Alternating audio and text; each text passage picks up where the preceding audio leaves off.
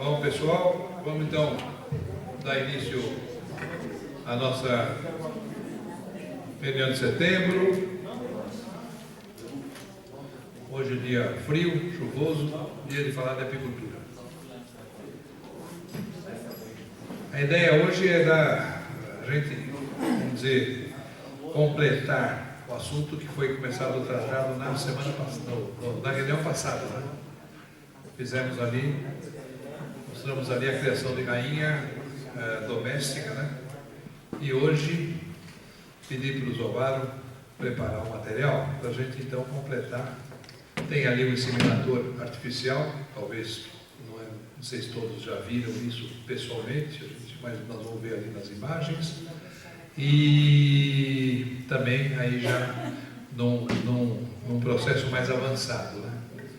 A inseminação artificial, normalmente, os criadores profissionais, grandes criadores, usam.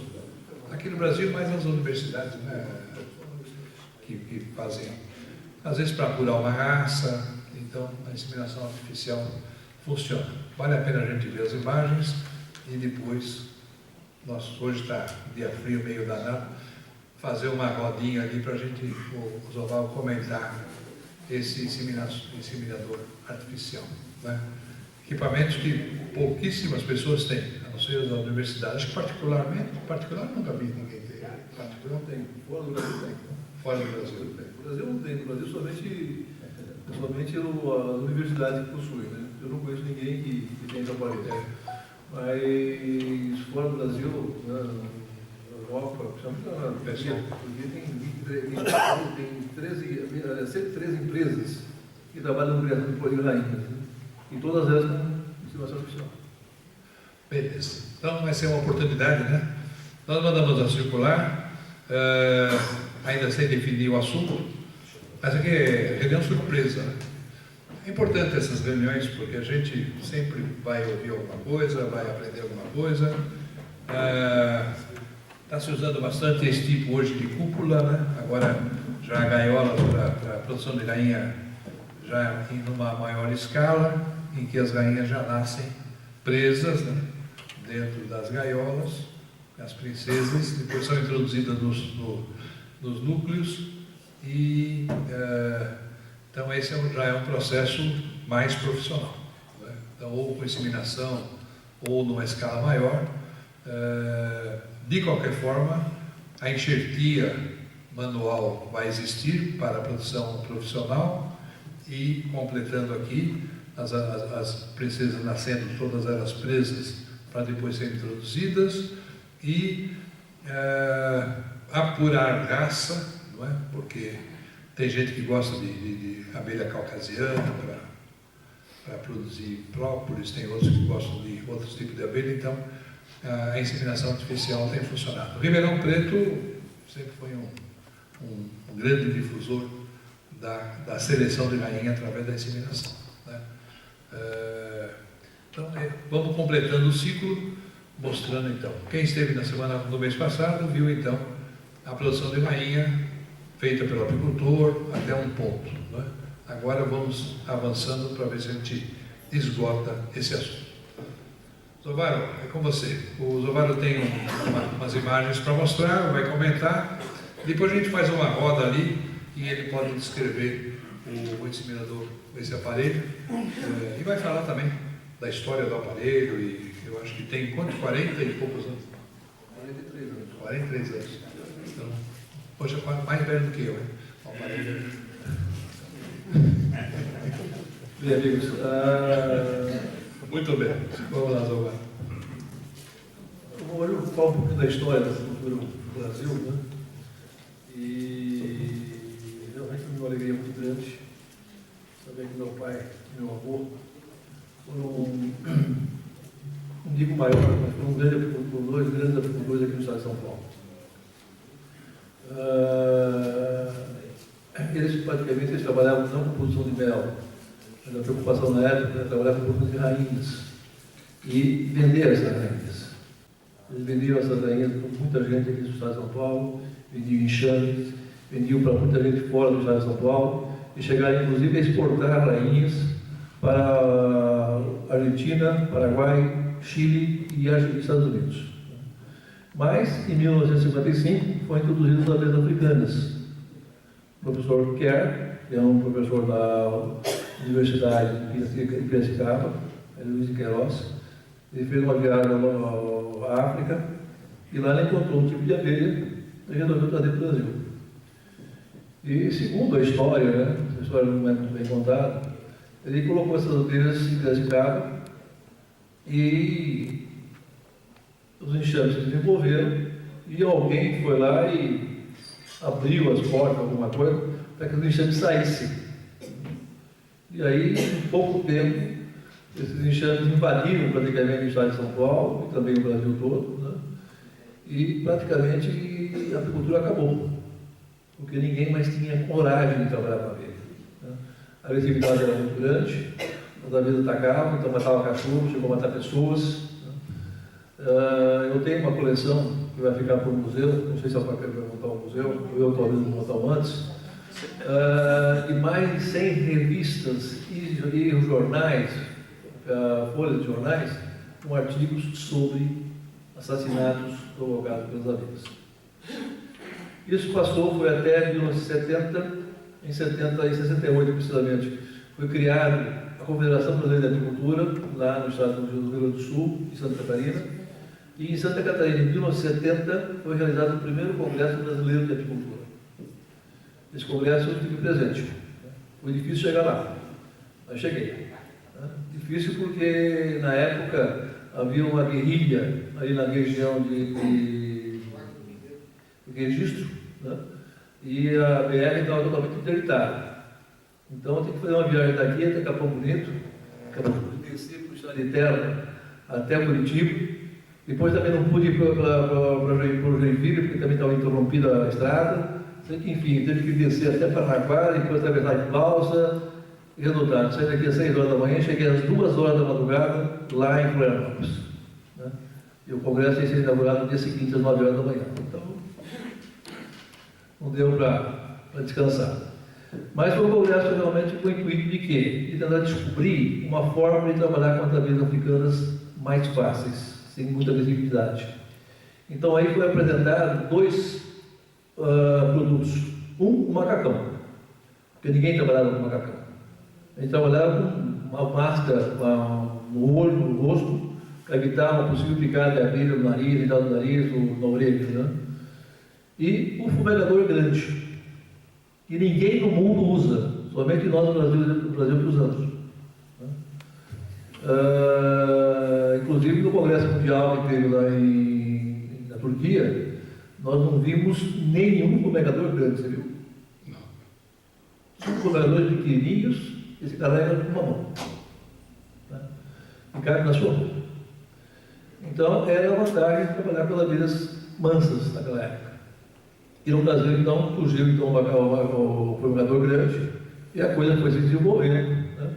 Em 72 teve um outro congresso que foi em Minas Gerais, em 74 teve um terceiro congresso que foi em Piracicaba, e lá meu pai, participando desse congresso, conversou com o professor Kerr a respeito da possibilidade de fazer inseminação artificial.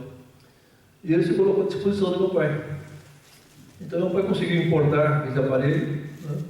E montou um pequeno laboratório de inseminação artificial, fez um curso lá em Ribeirão Preto com o professor Leonel e iniciou o trabalho. Só que 2 ou 3 meses depois ele sofreu um acidente e daí praticamente ele abandonou o projeto, né? Mas tinha um problema que ele não conseguiu resolver. As abelhas fecundadas com esse aparelho, elas duravam mais de 4 meses. Então 4 meses depois elas se evitavam de botar ovos e morria também, né? Então era um problema que teria que ser resolvido, mas como o acidente do meu pai, praticamente ficou abandonado. Eu, que trabalhava com meu pai antes da introdução da abelha africana, em função da introdução da abelha africana, eu parei, né, de trabalhar com ele e fui procurar um emprego em outro lugar, porque não tinha mais meio de vida.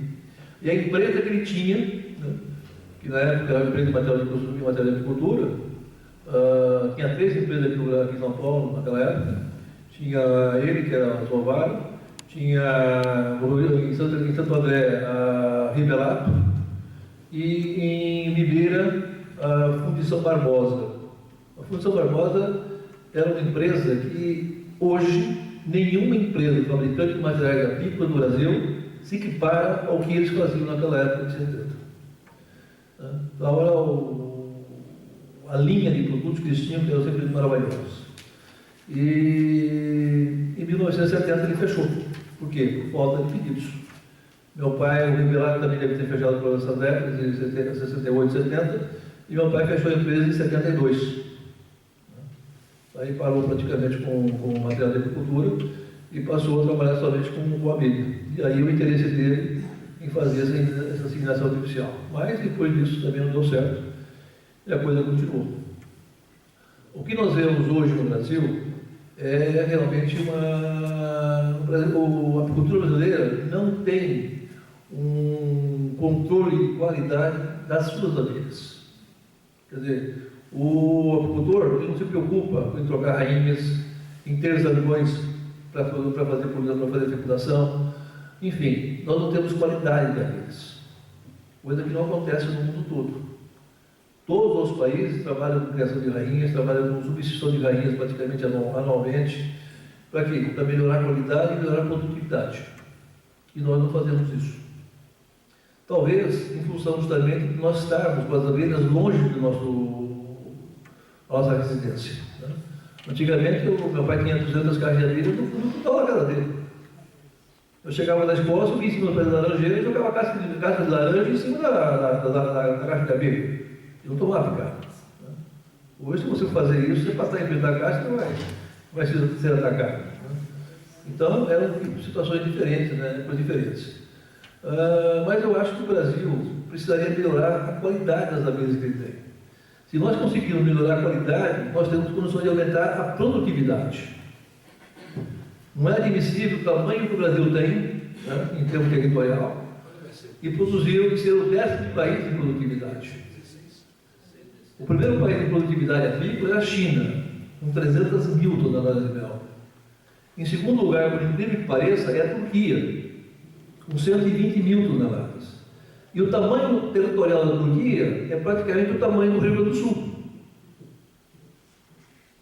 Então, cabe 10 Turquias dentro do Brasil. E nós produzimos quanto? 45 mil toneladas de mel por ano.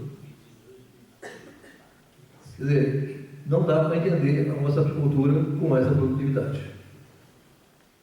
Infelizmente, essa é uma realidade que a gente vai falar. No ano passado, nós tivemos a oportunidade de estar no Congresso de... do... O que é? Turquia. Istambul, na Turquia, exatamente. E o que nós vimos lá? Nós vimos que tem 114 empresas que produzem rainhas para atender a demanda dos apicultores.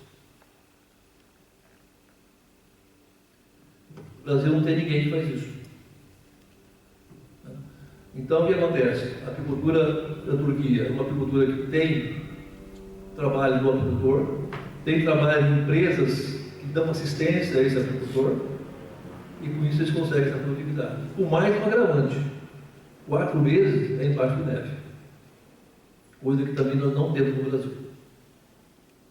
Então, quando começa a fazer esse tipo de comparação, realmente a gente fica até revoltado com o potencial que nós temos e com a baixa produtividade que nós temos. E isso eu acredito que esteja justamente em função do tipo de abelha que nós temos. Nós temos que melhorar essa qualidade. Agora está começando a aparecer alguém aí procurando criar rainhas, vender rainhas, para tentar ver se consegue melhorar. É uma forma de ganhar pão também, que é um processo profissional, mas também importante de melhorar a qualidade e melhorar a produtividade. Eu acho que essa produtividade nós temos que melhorar. Não podemos continuar com essa quantidade de produção manual, com a área que nós temos, o potencial que nós temos. Então, praticamente era isso. Esse aparelho que vocês estão vendo aí é um aparelho que é usado em todo o mundo.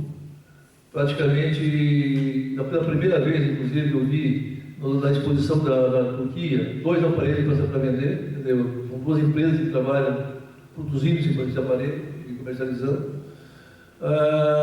Essa peça que está aí, ela tem anexo a ela um estereoscópio, né, que amplia a imagem, e com isso você tem condições de fazer, de ter uma visão melhor do que você está fazendo. Nós temos um projetar um pequeno filme aí, que eu peguei na internet hoje, ainda na corrida, mas dá exatamente a informação de como é que funciona esse aparelho e a apicultura. Isso daí foi feito aqui no Brasil, lá na região da Amazônia, né? E então vamos fazer a apresentação para vocês terem mais.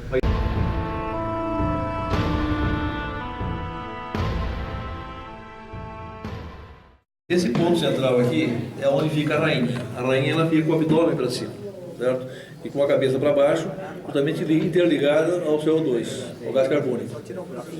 Mas o gás carbônico anestesia ela, então ela fica totalmente anestesiada. Com essas peças, você pode verificar que ela se move. Então abre exatamente no abdômen da rainha, ela abre a parte ventral dela, certo? E com essa outra peça aqui entra a agulha, né? A agulha não tem aqui, e é injetada o espermatozoide, né? O espermatozoide que é colhido do zangão. Então essa peça aqui é colocada o espermatozoide aqui dentro, aqui segue uma agulha que penetra no orifício da vagina dela, e com esse movimento aqui você vai expelindo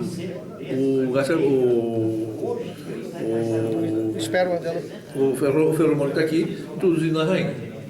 Depois de feito isso, tira ela daqui, deixa ela de lado, automaticamente ela volta ao normal. E aí ela está fecundada. Que penetra na espermateca da... Exatamente. Essa agulha pode ser colocada nessa posição aqui, certo?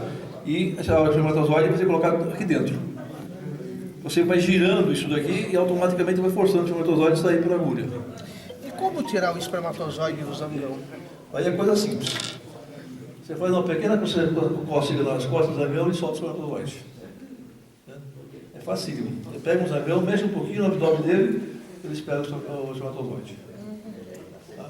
Aí com a própria pincel você suga o espermatozoide dele, né? Fica armazenado, e aí você introduz a rainha que tem aqui. O processo é simples, não tem dificuldade nenhuma. Agora, isso daqui é acoplado a um estereoscópio.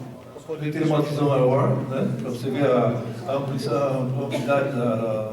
do abdômen, da vagina, para poder introduzir, né? E o local é exatamente onde você vai introduzir. Errou aqui na... Se você abrir demais, história, exatamente, aqui é um limite aí. O limite é você que tem que, não tem como você mesmo os mais modernos, você pode, não sei se vocês observaram, essa parte aqui praticamente é reta. Né? Esse aparelho aqui já tem 43 anos. Hoje tem coisa muito mais moderna, né? Mas depois que tira do sangue, ele tem prazo de validade, assim?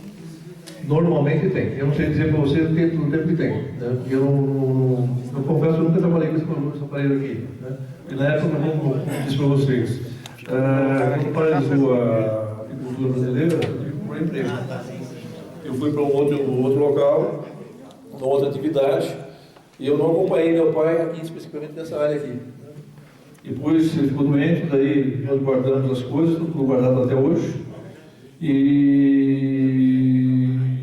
realmente eu não me aprofundei muito nessa idade, porque também não houve interesse. Assim. Talvez tenha um tempo de congelar. Não, mas eu acho que na maioria das vezes a coleta é praticamente imediata. Eles coletam e já usam, ou guardam um pouco na geladeira para depois usar, mas Não, porque você vai fazer coleta lá na chácara, até você... Não, mas normalmente você tem que fazer lá no lugar. Não, você pode capturar o zangão e levar para o laboratório. Aí você pega o zangão, começa a fazer um pequeno movimento no abdômen dele e espera. Tá? A coleta do sêmen não é feita no aviário. pegar ele. Pega ele e leva para dentro do laboratório. Tudo é feito dentro do laboratório. Essa rainha não teve problema dela ficar... Mais alguma pergunta?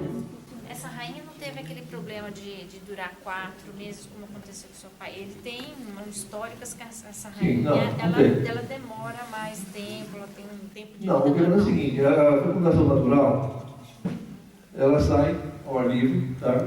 Vai ser fecundada naturalmente.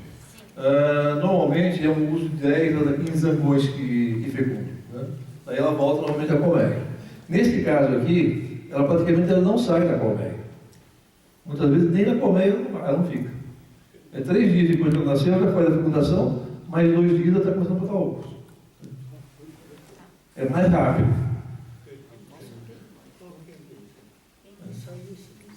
Agora, hoje está sendo utilizado no mundo todo. Pois não. Qual foi o avanço tecnológico para ela durar de 4 meses para 1, 2 anos, rainha? Porque antes, quando era feita a inseminação, ela durava 4 meses. Qual é o problema, né? O que aconteceu? O que foi feito para ela durar mais tempo? Olha, eu acredito que deve ter sido pouca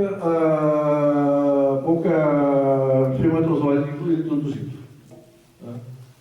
Porque não tem outro motivo para isso. Como naquela época eu não estava com meu pai, não estava no modo de atividade, né? Ele ficou doente, sofreu um acidente, ficou doente, então não pude mais confiar no que ele estava falando. Né?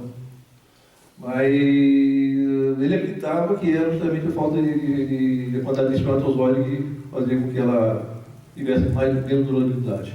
Ela parava de poder botar ovos, ela parou de botar ovos por deficiência do espermatozoide, eu acho. Né? Não era por algum problema do aparelho, o aparelho tinha provocado alguma deficiência para ela. Isso é o que eu penso. Mas normalmente, o que a gente observa na Europa, eles estão trocando as rainhas com 1 ano de idade. Porque também tem que analisar, a rainha ela dura 3, 4 anos. Mas cada dia ela vai perdendo força, né, vamos dizer. E a introdução, a mudança a cada ano faz com que aumente a produtividade também. Uma rainha nova, altamente produtiva e, consequentemente, né, recebeu um touro de volta.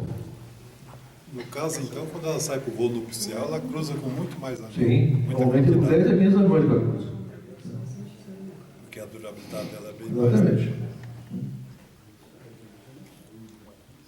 Mais alguma pergunta? O problema é a mão de obra que dá e o aparelho. Não. Isso daqui é o seguinte, daqui é o tipo a gente analisando um pouco, né? Meu pai realmente foi um doido nesse negócio, né? Primeiro porque ele tinha um curso primário. Ele nunca entrou numa faculdade, nunca. Né? E sempre trabalhou com abelhas, mas não nessa parte científica, né? E eu acredito que ele deva ter muitos problemas com relação a essa forma dele agir com relação à inseminação artificial, né? Ele tentou fazer o quê? Tentou ver se ele conseguia recuperar o que ele tinha perdido com as abelhas africanas, né? E melhorar o potencial da apicultura. Mas, infelizmente, não deu, né? Mas eu acho que talvez se ele tivesse um pouco mais de conhecimento científico, de carteira escolar, talvez pudesse ter vencido mais, né? Mas ele foi lutador. Graças a Deus, isso eu posso falar com muita alegria, né? Ele foi realmente um grande lutador, não só ele, como meu avô também, a família de modo geral. Tanto é que nós estamos fazendo 102 anos de atividade apícola este ano. Poucas famílias no Brasil têm 100 anos de agricultura. Talvez algumas no Rio Grande do Sul pode que tenham. No Rio Grande do Sul e Santa Catarina. Mas aqui em São Paulo nós somos os únicos. Né? E a verdade é o seguinte, tudo que a gente sabe, nós não vamos levar nada dessa terra. Então, se puder ajudar os outros, estamos aí para fazer isso. Zamaro, eu acho que esse aparelho também, a nível de universidade, mesmo as empresas que nós visitamos lá na Turquia e tudo mais, eles usam para apurar uma raça, não é? Quer dizer, realmente é o refino de raça, tanto é que tem regiões lá que não entra mais abelha e nem sai mais abelha, quer dizer, está totalmente confinado Depois, criada essa rainha, ela não precisa viver, feita essa seleção, não tem que viver muitos anos. Ela tem que ser colocada para depois fazer a enxertia manual.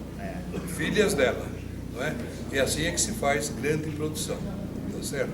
Então, isso aqui é a apuração, é o refino da questão genética, né? Que Ribeirão fez, né? Apurando sempre raças lá. Tinha problema de tamanho de língua, dependendo da florada, dependendo da finalidade, uma série de coisas que tem que ser feito aqui. Apurou, vai para a colmeia. Se vai durar 5 meses, 6 meses, 1 ano, não interessa. O período que ela fica vai servir para colher larvas para fazer enxertia aí manual. E que, a enxertia manual sempre vai É que existir. na verdade nós, para falar a verdade, nem isso estamos fazendo, né? Não, estamos fazendo nada. É Exatamente. manual, né? Nem Quer dizer, isso aí é um ponto até a mais do que... Não, do que esse é o fim do nós não estamos processo, é fazendo o nem refino o total. básico, que é a própria substituição de rainha a cada um ano e pouco. Esse é o refino. Então, veja bem, aqui apurar raça, depois a enxertia, não é? Se você vai para fora nessas indústrias, nessas empresas, eles fazem 3.000, 4.000 enxertia por dia. Quer dizer, o negócio é uma indústria. É uma indústria. Né? Nós não fazemos nem aquilo que a gente faz no curso, que é tirar uma colmeia do lugar e tirar 2 quadros. Nem isso nós não fazemos. Né? Então, é muito ruim. Essa seleção, nós temos que bater um pouco na questão de rainha, porque a chave da apicultura no mundo inteiro é a rainha. Não é? Por que se substitui, por que se cria na Turquia hoje 500.000 rainhas por ano? São 113 empresas que criam 500.000, não é 5, não é? É muita. Isso se faz no mundo inteiro. Então, a apicultura profissional depende disso. O apicultor não pode perder tempo de ficar criando rainha também, ele tem que ter um fornecedor, não é? E esse fornecedor tem que ter origem, tem que ter... Hoje você, da Alemanha, você compra hoje uma rainha, vem com pedigree, com avô, com a avó, com a mãe, com o pai, vem tudo, uma ficha total, quer dizer, então são pessoas especializadas. Esse é o refino genético, não é? Para apurar a raça. E depois vai multiplicar através das filhas, né? Por isso que se fala, tem a matriz, F1, F2, são abelhas que estão nascendo a partir O tal de pedigree que eles falam, né? Vem apurando, né? Porque é nem criação, né? Você começa a criar gado, vem melhorando até... O grande problema que eu vejo hoje é que a quantidade de abelhas que existe é muito grande. Nós fizemos um levantamento aqui no RAI de 1.000 metros, nós encontramos no mínimo uns 30, 40 enxertos por aí. Com certeza. Dentro da cidade.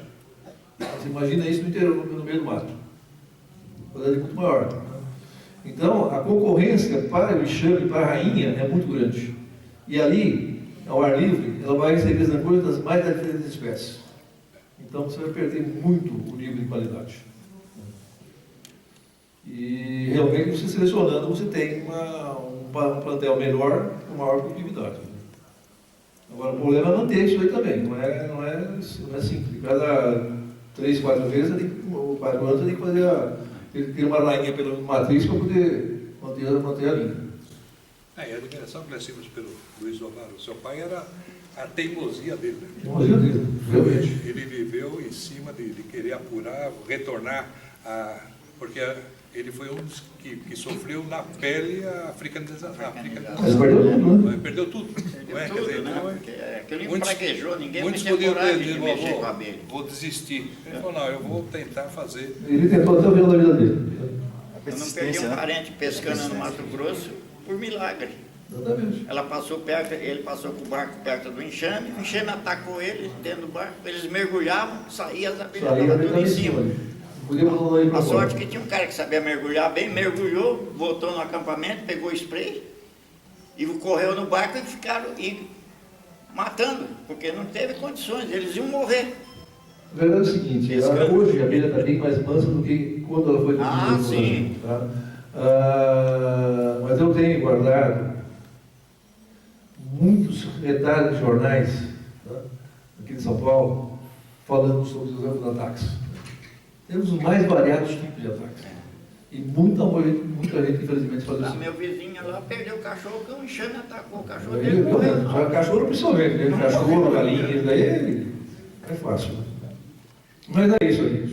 A gente está aqui para mostrar o que nós temos, o que foi feito, né? Vocês terem uma noção do que é. E quem sabe alguém vai criar alguma coisa, né? Você tem que Eu não, começar a já, produzir essas já passei por causa de uma esperança, meu amigo, estou fora. produzir essas rainhas para nós Se eu comprar. posso ajudar, eu ajudo, mas chega de... Mas esse ano nós temos insistido nas reuniões. Alguns anos atrás nós tínhamos sempre palestras, né? São sempre interessantes. Talvez tenhamos agora no mês que vem, né, Eloy, uma sobre contaminação de águas, que eu acho que nós temos que também ouvir essa conversa, sempre estar alerta, porque as abelhas estão pagando caro essa brincadeira de contaminação. E o Mas defensivo agora- agrícola, então. Essa questão do mês que vem, talvez O vamos ver se defensivo agrícola está se acabando com confirma. as nossas abelhas. Nós vamos confirmar.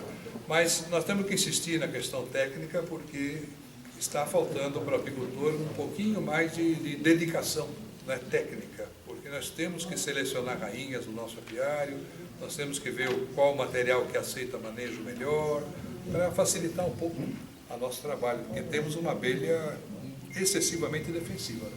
Isso já melhorou, porque os apicultores foram selecionando, mas ainda é um obstáculo, né? A pessoa recebe um ataque da abelha, é um incômodo, muita gente acaba desistindo, né? Então acho que vale a pena a gente estar insistindo nessa questão. E a questão da rainha, realmente, nós temos que pensar, porque se não tiver rainha boa, Dá Não tem licença, apicultura. é em Pernambuco que eles estão já inseminando, Não, Na Bahia, no Pará. no Pará, né? Eu já vi essa reportagem que vocês estão Pará e mostrando Ilhéus agora. também lá com Eu o vi outro lá. também, né? Mas o Ilhéus é mais seleção de rainha, não de inseminação artificial, né? Ah, É, certo. não, na Bahia que eles estão vendendo. É, eles E vendem já uma as reportagem rainhas, do senhor. Rural que a Bahia estava vendendo. Tá Não, vendendo. eles estão vendendo rainhas, mas são rainhas fecundadas naturalmente. Mas é a produção deles, estão criando rainhas ali. Já é um É um avanço, tem dúvida nenhuma que é. bom avanço.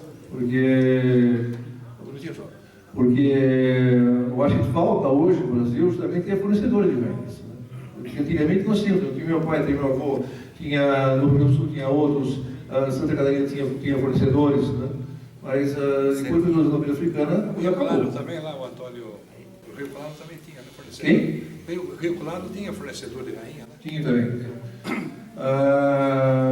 Havia praticamente de cada 200 apicultores daquela época tinha um que criava rainhas.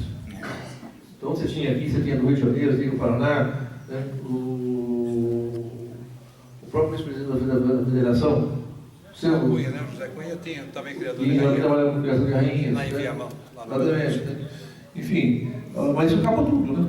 Ninguém mais, uma introdução da abelha africana, todo mundo perdeu. E ninguém mais quis saber de criar rainhas. Quer dizer, teve alguns que tentaram, mas o meu pai, por exemplo, ele não deu certo, teve que abandonar e trabalhar com a abelha africana. Né?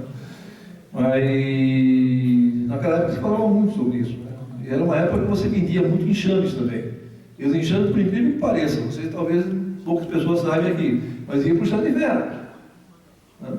E caídas não mandavam para São Rio Preto, para Ribeirão Preto, para Araçatuba, para onde fosse, para onde? Para o chá de inverno.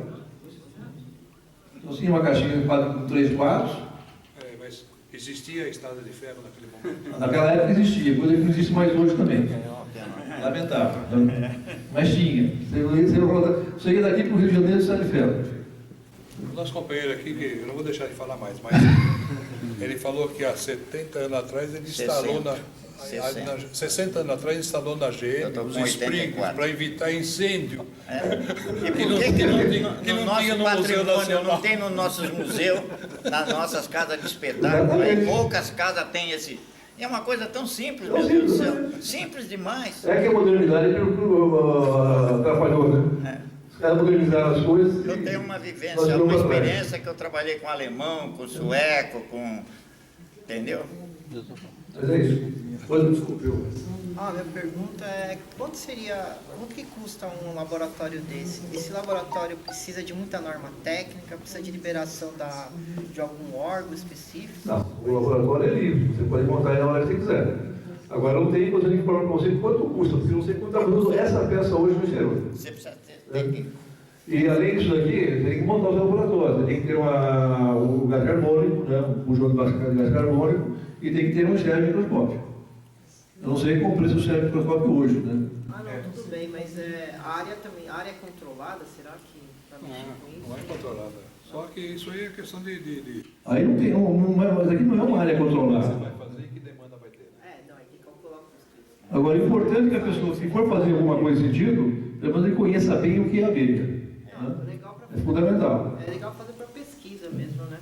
Para você estar desenvolvendo, Pode ser. fazer um estágio em um lugar desse para entender direitinho, aí é interessante. É interessante. Agora, também não sei, sinceramente, aqui no Brasil, se pegaria. Né? Porque o brasileiro é muito folgado nesse aspecto, né? Infelizmente. Ele não quer saber de modernidade. Então, também tem que entender essa situação. Mas, Zavário, você abordou um aspecto interessante do que acontece na Europa e tudo mais, onde tem frio rigoroso. Né? Não tem saída, não tem enxame na natureza. Ou o fulano vai criar a rainha, ou ele vai comprar de alguém. Você está entendendo como é que é? Então, nós estamos falando de 500 mil rainhas lá na Turquia, porque o inverno lá, quando vem, acaba com tudo. Não é? Permanece os apicultores com as suas abelhas, mas não tem essa facilidade de colocar a caixa-isca. Né? A caixa-isca é boa e é má. É uma faca de legumes. Porque é uma faca de 2 legumes, né? Como fala o outro, porque pode vir porcaria e pode vir outras coisas. Mas a pessoa vicia na caixa-isca e ele não seleciona mais. Né? E isso acontece até com os apicultores profissionais, né? Que colhem 200, 250 enxames por ano. E não quer dizer que são bons, mas ele vai sobreviver. Os profissionais, hoje, por incrível que pareça, eles preferem botar caixa-isca, né, para captura de enxame do que fazer para melhorar a qualidade. Não tem a menor intenção nesse aspecto. Ele não tem. Eu vou dizer porque eu conheço alguns, que eu fui dar uma olhadinha, eles não têm nem noção, eles não trocam rainha, eles falam que isto é improdutivo. E eu olhei e falei, mas como é improdutivo, se é produtivo, não é? Fica uma coisa meio esquisita. Mas como eles têm muitas caixas, eles não fazem nenhum tipo de Seleção nenhuma controle. eles fazem. E eu até perguntei se eles fazem pelo menos no papel alguma coisa, alguma seleção para saber daquilo lá, qual que é o melhor. Eles também não têm. Também não sabem. Também não sabem. Então, eu acho que o profissional, ele está menos ainda interessado em fazer isso. Realmente o profissional ele prefere colocar caixa-isca do que verificar a qualidade. Eu andei olhando na Europa, eu andei vendo pelo YouTube mesmo. E na Europa, eles têm uns sistemas que você vai lá e coloca os dados do seu dentro de um sistema via app. Aí eles colocam os dados e aí eles selecionam ali quais são as rainhas, as colmeias que são mais produtivas, e aí eles vão fazer este trabalho. Mas por quê? Porque eles têm lá no sisteminha, no appzinho deles, que eles vão para o campo com o celular, e tem alguns que são por voz. Você não precisa escrever depois, é por voz mesmo que você vai dando os dados. E aí, este mesmo app, ele faz uma curva mostrando quais são as mais produtivas e quando você tem que tirar ela também, ele avisa. Eu acho assim mais prático, porque quem tem 2.000 caixas, como é que ele vai fazer? Tem que ter um sistema que avise, tá na hora de trocar essa rainha. Porque senão ele tem que escrever, ele tem que guardar na cabeça, não dá? Mas como é que faz isso? Profissional, ele não se preocupa em trocar a rainha, ele se preocupa em fazer captura de enxame normal, pelo sistema de caixa-isca. Tá? E se o enxame dele morrer, também está pouco ligando. Ele não está preocupando com nada. Tem controle. Mas daí os 18 quilos. Exatamente, daí os 18 quilos por ano no fazendo. Brasil, por colmeia. Porque. Mas se o grande apicultor, nem hoje, por exemplo, eu estava no Brasil, tem um amigo nosso que está com 4.000 colegas e comprou mais 5.000. Então ele ia para 9.000. Ele estava no Constantino, que ele quer 50.000. Quer dizer, como que ele vai administrar isso daí se não administra nem os 4.000 que ele tem? Então, como? Você já viu alguém administrar? Porque eu vi um rapaz lá de Botucatu, que é o maior produtor de lá. A gente compra até algumas coisinhas dele. Ele tem 4.000. Perguntei para ele, como é que você faz o controle desses 4.000? Ah, não tem como ter. Exatamente. Gente, tem que ter um jeito. Então ele prefere tirar 20 quilos com 4.000 colmeias do que tirar 40 quilos com 2.000. Ele tem um custo menor e um custo maior. Porque eu não sei, ele teria que ter um sistema, né? Que nem esse que eu vi. É lamentável. Nosso índice em termos de produtividade é muito baixo. É muito baixo. Nós perdemos para a Europa toda. A Europa toda fica 6 meses sem produção por causa do inverno. Mas é a questão da facilidade. Como a gente tem facilidade... Nós deixamos. Exatamente. Nós não sofremos, vai dizer assim, com isso. O pessoal lá sofre. 6 meses de neve, ninguém aguenta. Então, o cara é obrigado aqui... a gente normalmente a gente fazer, né? Do jeito mais fácil. Agora, você imagina o potencial que a gente tem. Com tudo isso aqui, se a gente fosse desse jeito controlar, melhorar a genética de uma geral, a gente explora isso. Daria para dobrar a produção imediatamente. Mas É só selecionar a rainha. Mas eu notei, Zovário, eu não posso falar mal deles também, porque eles têm uma dificuldade tecnológica de controle. Eles não sabem como fazer isso. Não tem gestão. Eles não conseguem ter gestão. Não tem gestão. Aí foi essa gestão que talvez falte, talvez se a gente conseguisse melhorar para eles, né, eu estou falando de nego que tem 1.000 caixas, tá? Se a gente conseguir melhorar essa gestão com esses apps que eu tentei até usar, mas eles são todos em inglês, outros são em português de Portugal, mas eu não consegui imputar os dados, entendeu? O Sebrae tem um programa de gestão. Ele tem? Tem. Porque eu não consegui Pronto, usar. mas acho que ninguém usa. Não, porque eu falei para eles, vocês precisam ter um jeito.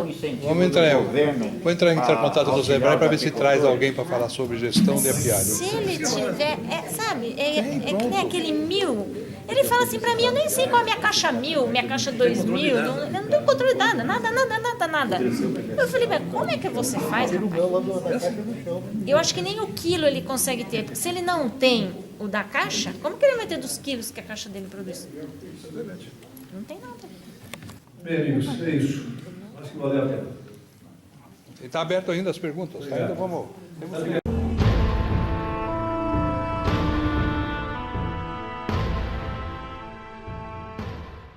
Pessoal, depois no final com calma, o Eloy trouxe de Minas Gerais hoje, especialmente para a reunião, mudas de astrapeia rosa, é isso aí? Puxa, se fosse outra cor ia levar, mas rosa fica meio complicado para mim. Levar a astrapeia rosa para a pessoa. Fala, meu querido. É uma pergunta. Pessoal. Não interessante. Na semana passada, eu capturei um enxame. Na verdade, ele apareceu na porta de uma floricultura. Cheguei até a botar foto para alguns aqui. Coloquei na caixa, lindo, maravilhoso. Peguei em São Paulo. Certo. Levei para o meu sítio em Mariporã.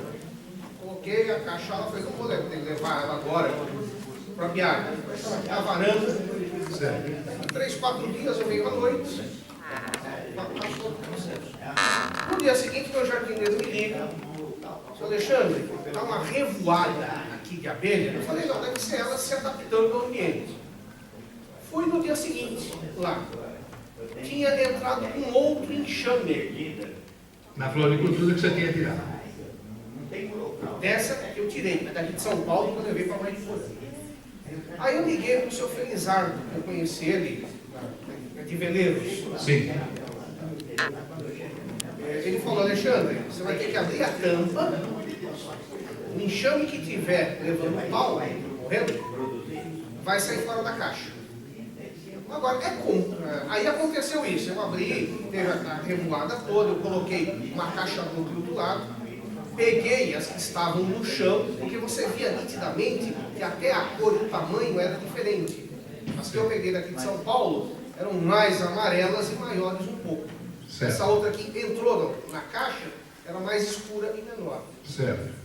Esse procedimento de levantar a tampa da caixa é correto? E isso é comum ter essas invasões?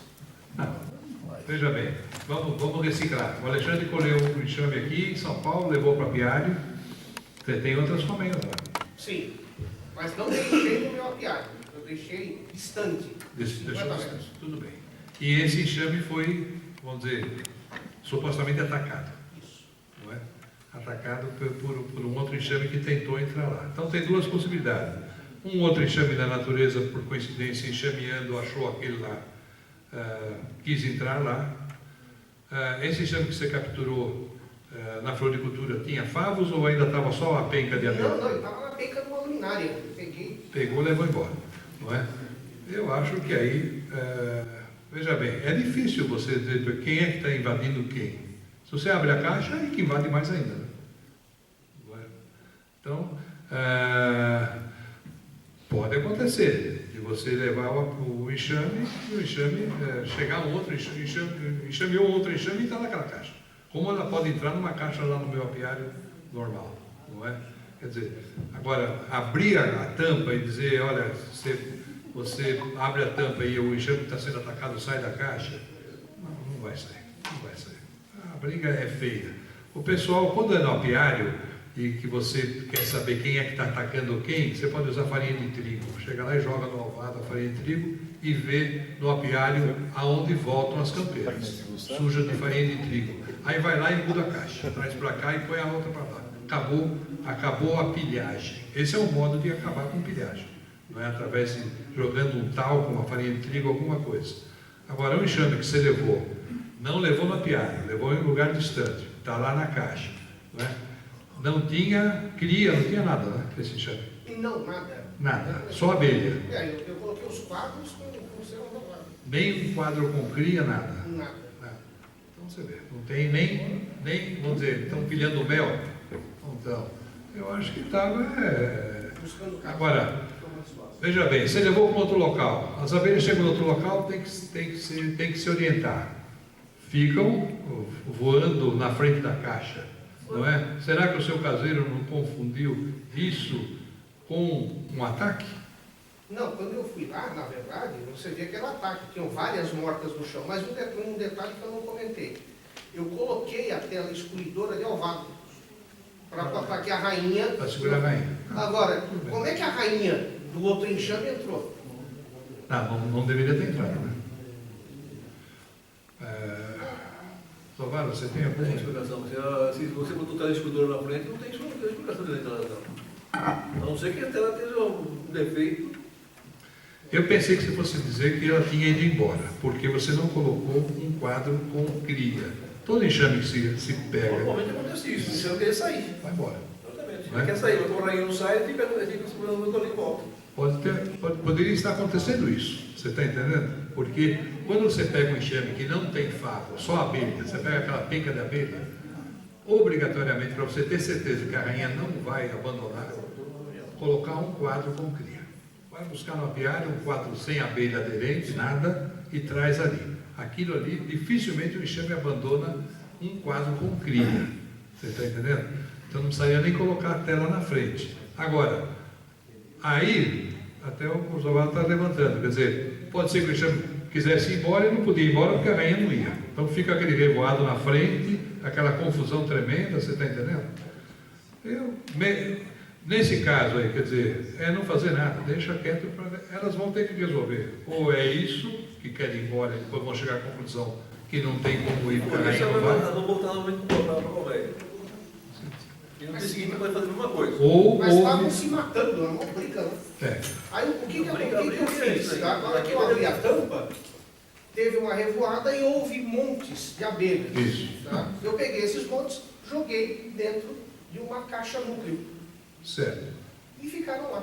E a rainha, afinal de contas? Boa pergunta. Até hoje eu nunca vi uma rainha das caixas que eu tenho. Mas, agora eu estou com 2 enxames. Estou com esse gráfico. Mas você vê ovo. Ovo vê. Sim, não, essa parte. Mas rainha. Não. No enxame forte é difícil ver rainha, né? A gente vai atrás da postura. Né? Tem ovo, tem rainha. Pronto. Só posso ver Esquece. rainha lá no alto. Agora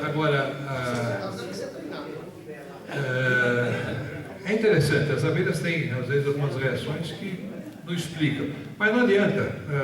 Se elas querem chamear, você abre, você vê, abriu, saiu mais ainda. Aí, eu acho que queria chamear mesmo. Numa dessas, a rainha pode ter ido embora. Não não é? Pode ter ido junto com num desses bolos aí, né? Agora precisaria ver o núcleo que está lá para ver qual é que tem postura. Começar de novo. O nosso companheiro ali levantou ali uma pergunta no início da reunião ali fora sobre a questão da teleexcluidora, né? A teleexcluidora também é uma coisa interessante. Muitos usam, muitos não usam, não é? Eu acho que não existe teleexcluidora na natureza, né? Então a teleexcluidora é um obstáculo, é uma peneira, não é? Muitos apicultores gostam da teleexcluidora. Pode ser uma peneira, mas que ela ajuda na produtividade, ajuda. Mas com os 9 quadros também, ou com 8, né? Quer dizer, tem diversos tipos de coisas. Então, é questão pessoal, realmente. Se a pessoa vai gostar ou não vai gostar, acho que devia experimentar. Não é? 9 quadros na melgueira, sem tela, 10 quadros com tela. E ver qual o resultado que dá em cima disso. Né?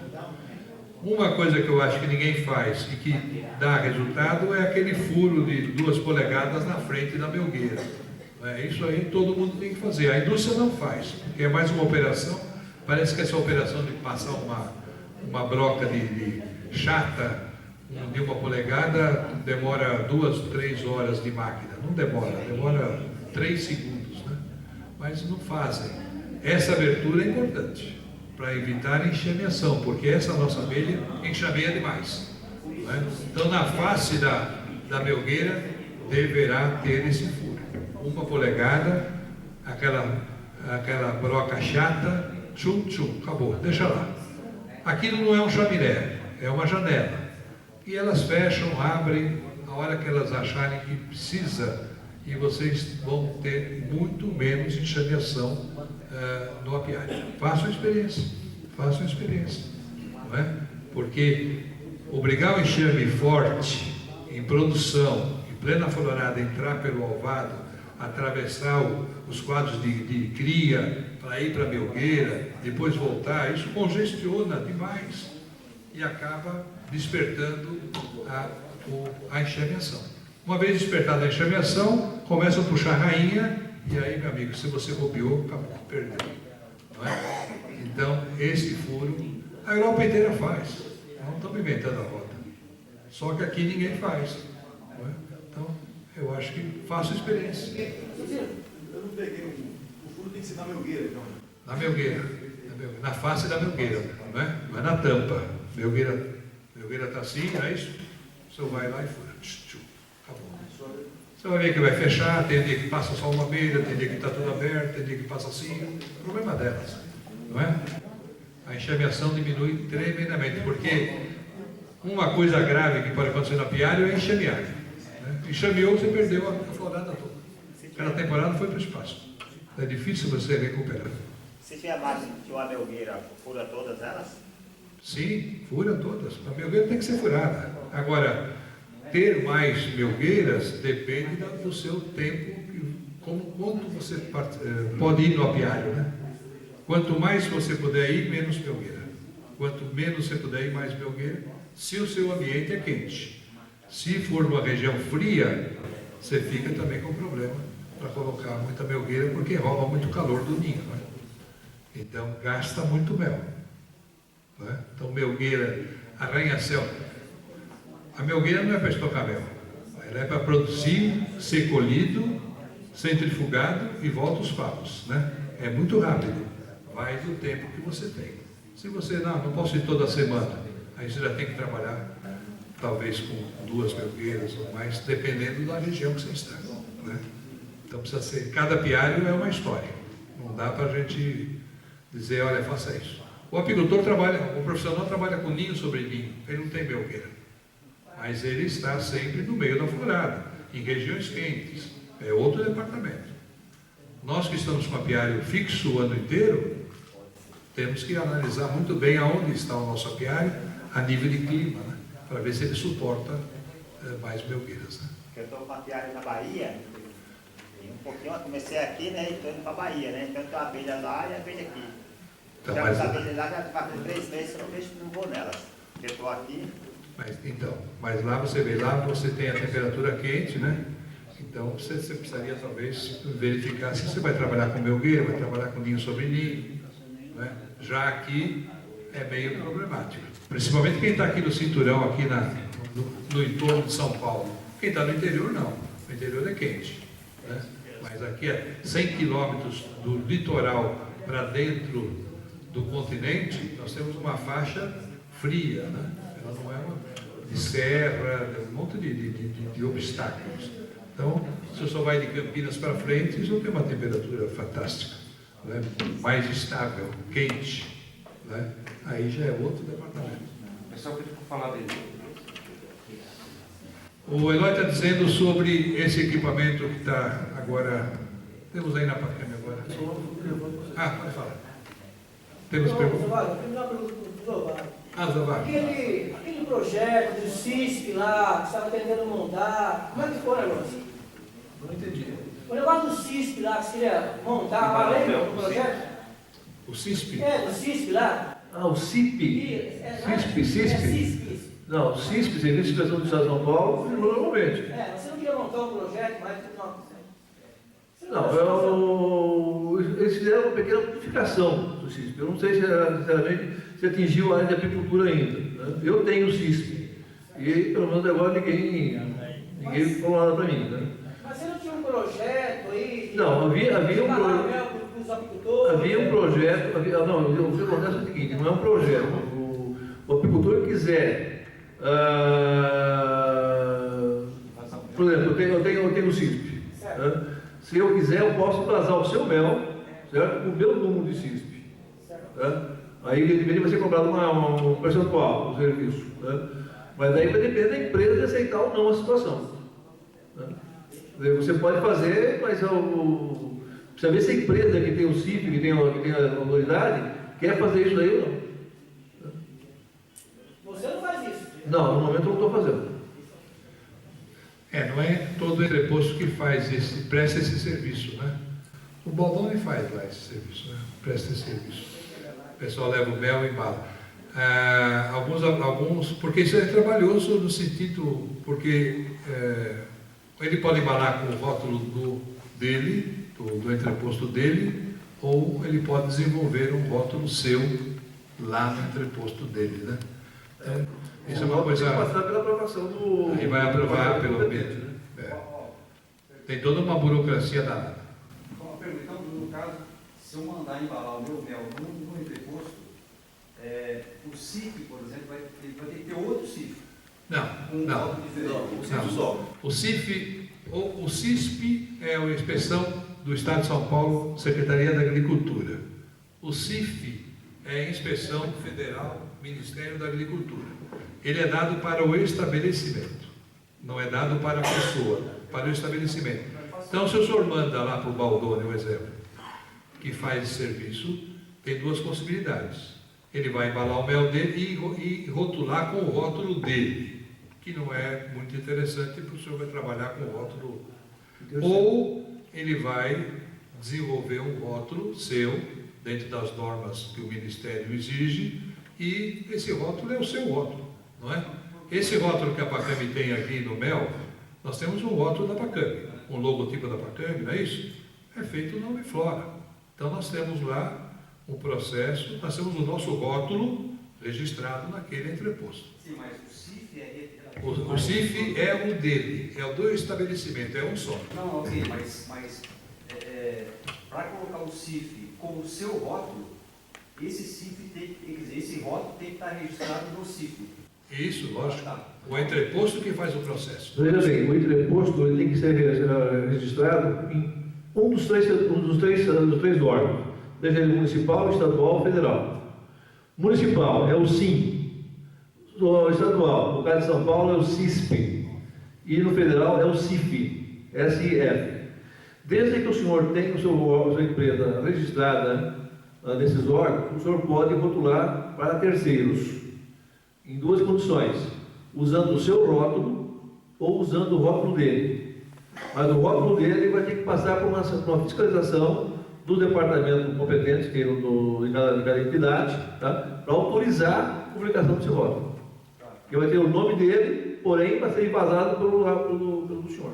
Agora, assim resumindo, né? O CIF ou o CISP é daquele estabelecimento. Ele pode estar embalando para 10, 20, 30 pessoas e ter registrado, ele faz um processo para o seu rótulo, junto ao órgão que ele está ligado, né?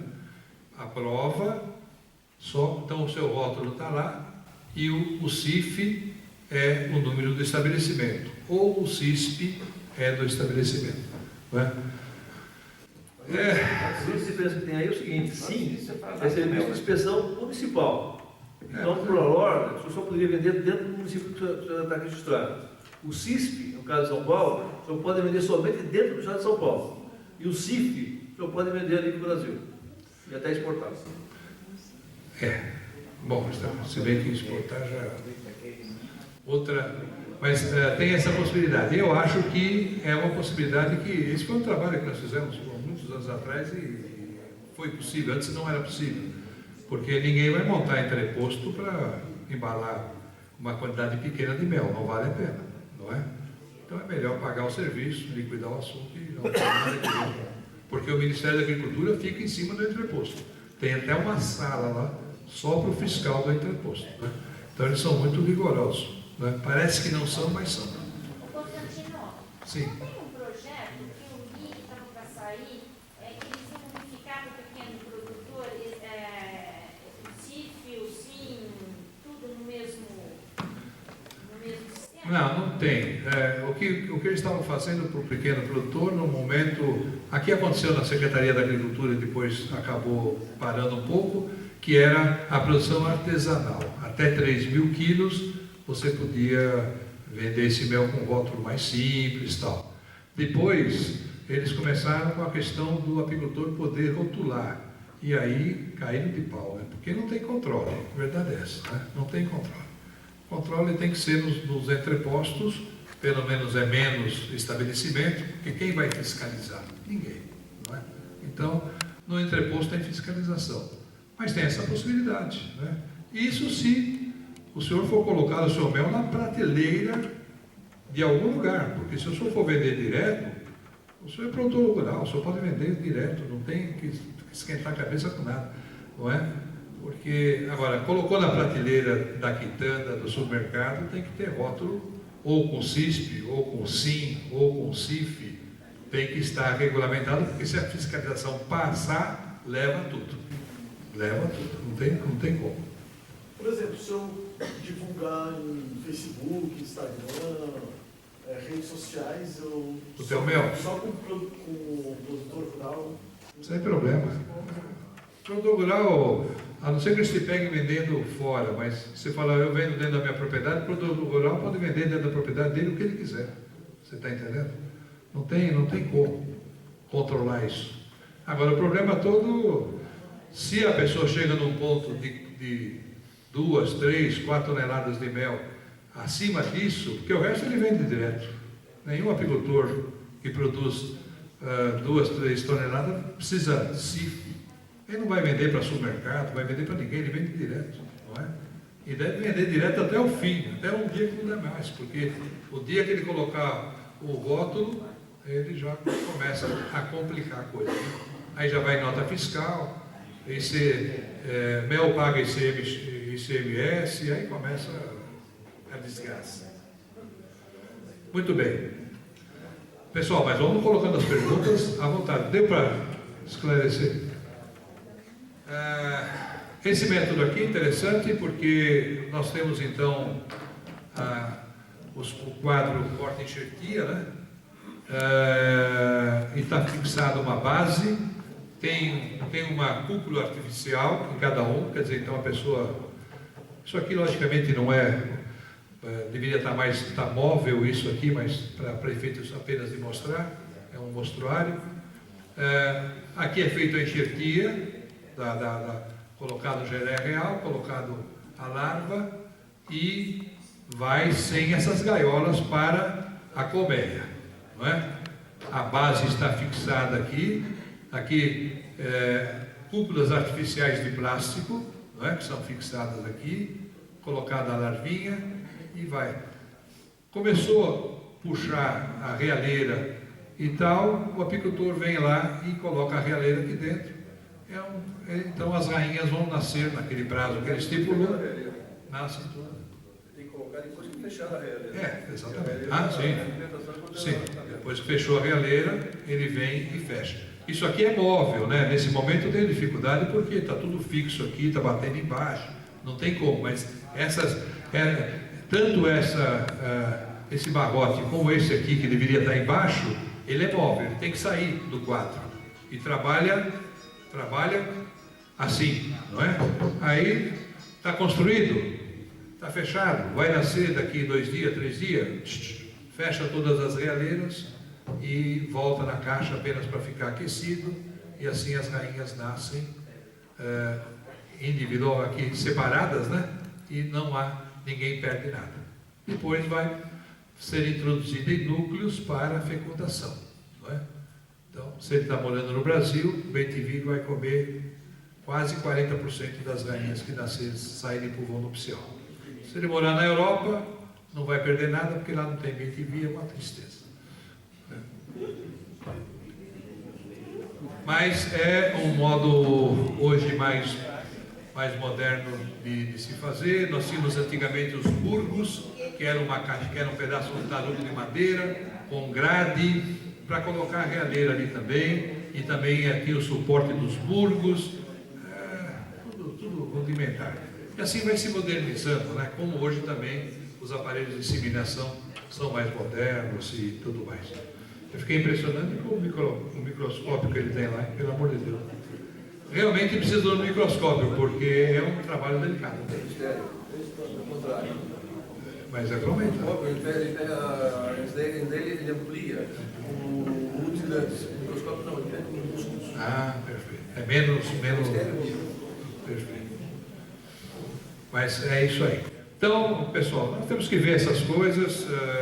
Aqui no Brasil começa a haver uma procura desse material. Nós conseguimos um pouco desse material agora. Até não sabemos o que o pessoal vai fazer com isso, se vai aceitar ou não, mas existe. Nós temos ido aos congressos internacionais, e você vai para a feira do Congresso Internacional, você fica de boca aberta para ver quanto equipamento existe para a agricultura, a gente não imagina. Quanto. Estandes de 300, 400 metros cheios de equipamento, não é? Formão, 30, 40 tipos de formão, é um negócio louco. Nós ainda acho que estamos engatinhando na agricultura, depois de tantos anos já da africanização. Foi 1839, né? Já tinha agricultura aqui, né? 1839 até agora, quantos anos são? Puxa vida. Bom, e a coisa continua devagar. Não faz mal. 180 anos. Puxa vida. E não melhorou? Melhorou muita coisa ou não? Acho que melhorou. Hoje temos mais informação, eu acho que temos mais informação, e a internet ajuda bastante, mas ela não faz tudo, né? Ainda a apicultura é um artesanato, né? Tem que ser feito, não dá para... Agora, temos que programar. Eu vou ver se eu consigo falar com o Sebrae, se a gente traz uma pessoa para falar sobre gestão de apiário, se o pessoal tem interesse nisso, para poder comentar sobre esse assunto também. O resto, acho que é o que nós tínhamos para hoje. Não sei que temos horário aqui ainda. Falta 20 minutos. Então pode. Não, isso aqui, uma peça dessa aqui, hoje esse conjunto inteiro custa R$3, né? O conjuntinho aqui. Agora, esse quadro tem que ser feito, tem que adaptar um quadro. E não vale a pena colocar no barrote aqui, não. Tem que ser feito 2 camadas num quadro solto, porque eu tenho que tirar o barrote, né? Não posso trabalhar com o barrote aqui para poder, mas como uma amostra, apenas para curiosidade, a gente tem levado lá no curso. De qualquer forma, a criação de rainha, eu quero agradecer ao Zovago pela boa vontade de trazer também o equipamento que pedi para ele. e falar um pouquinho sobre essa questão da inseminação, porque às vezes não podemos fazer, mas temos que saber que existe e como é que é feito, né? Para poder... evidentemente que isso não é coisa para o apicultor, né? Isso é mais ou para uma empresa, ou para a universidade, ou para a Embrapa, né? Que tinha dinheiro do governo para efeito de pesquisa, agora também não tem mais. Muito bem, pessoal, então agradeço a presença de vocês, espero que o mês que vem vocês prestigiem, se a gente vai tentar trazer o pessoal para falar um pouco sobre essa questão de contaminação. Nós temos que ficar espertos, porque a contaminação em águas está sendo gravíssimo e a coisa está pegando e a gente não está percebendo isso aí. Boa noite a todos e até...